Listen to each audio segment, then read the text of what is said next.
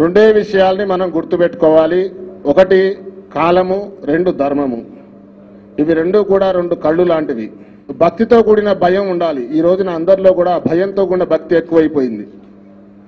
దానివల్ల మనం అనర్థాలు కొని తెచ్చుకుంటూ ఉన్నాం. ప్రతి ఒక్క కార్య సాధనకి పంచాంగం అనేది ఒక సాధనం లాంటిది, ఒక సూచిక లాంటిది.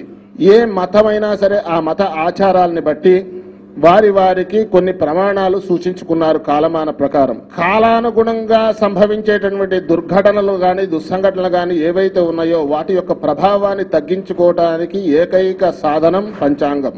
ప్రతి ఒక్క విషయాన్ని కూడా ఒక చర్చనీయాంశం చేసుకున్నప్పుడు దానిలో ఉన్నటువంటి సారం ఏమిటనే విషయం బయటపడుతూ ఉండటం మనకు ఆనందదాయకం.